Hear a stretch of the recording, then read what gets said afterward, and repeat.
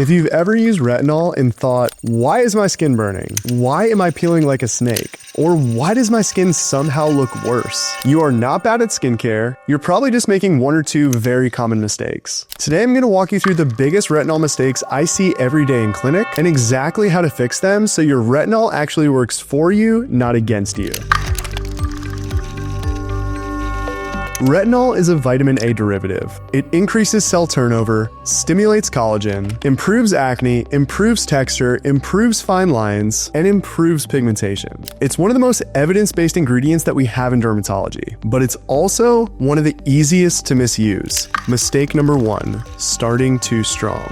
This is the most common mistake. People buy the strongest retinol they can find, apply it every night, and then act shocked when their face is red, peeling, and angry. Retinol is not a sprint. It's a long-distance relationship. If you start too strong, you do not get better results. You just get irritation, which makes everything worse. So how do you fix it? Start slow, use it 2 to 3 nights per week. Increase slowly, your skin will thank you.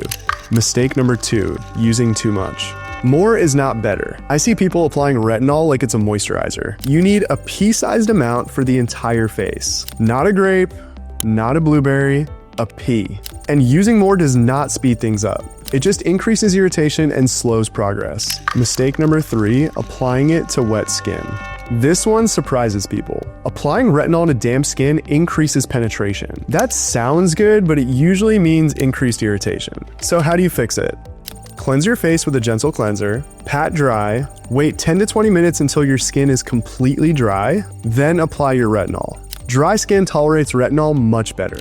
Mistake number 4, mixing it with the wrong ingredients. Retinol does not play well with everything. Common problem combinations include strong exfoliating acids, scrubs, and benzoyl peroxide at the same time. This turns your skincare routine into a chemical experiment you did not sign up for. So how do you fix it? 1. Use retinol on its own. Pair it with gentle hydrating products like hyaluronic acid or products containing ceramides to reinforce the skin barrier. If you have products with strong actives, use them on separate nights than your retinol to decrease the risk of irritation. Mistake number 5, giving up too early. Retinol does not work in a week or 2 weeks. Most benefits take 6 to 12 weeks and sometimes longer. Initial dryness or mild peeling is completely normal. That does not mean your retinol is failing. If you stop every time your skin flakes a little, you're never going to see results. Mistake number 6, not wearing sunscreen. This one is non-negotiable. If you're not wearing sunscreen daily, you're undoing the benefits of the retinol and increasing your risk for irritation and pigmentation issues. You cannot out-retinol the sun. Daily sunscreen is part of retinol therapy. It's not optional and not seasonal. Mistake number 7, putting it in the wrong places. People love to apply retinol everywhere. Eyelids, corners of the mouth, and sides of the nose. These are the most common irritation hotspots. To fix it, avoid these areas or buffer with a moisturizer first. Precision here matters. Mistake number 8, expecting retinol to fix everything.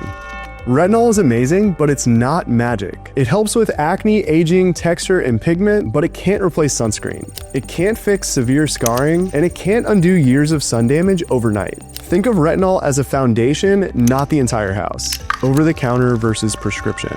Over-the-counter retinol is gentler, slower, and better for beginners or those with sensitive skin. Prescription retinoids like tretinoin are stronger, more effective, but come with a higher risk of irritation. Both can work, but the best one is the one that you're going to be able to use consistently and without excess irritation. Simple retinol routine example. So here's a simple night routine for retinol nights. Start with a gentle cleanser, moisturize first if your skin is sensitive, apply a pea-sized amount of retinol to the entire face, and then moisturize again. Yes, you can sandwich your retinol between 2 layers of moisturizer. This does not make it useless, it makes it more tolerable. In the morning, use a gentle cleanser, plus or minus a vitamin C serum, and then sunscreen every day. How long before you see results? For acne improvement, expect 4 to 8 weeks to see results. For texture and tone, expect 8 to 12 weeks. And for fine lines and collagen, expect 3 to 6 months. Consistency here beats intensity every single time. So when should you see a dermatologist? For severe irritation, persistent redness or burning, no improvement after several months, if you're pregnant or planning to become pregnant, or for worsening hyperpigmentation. Professional guidance here from a dermatologist is going to help to prevent setbacks.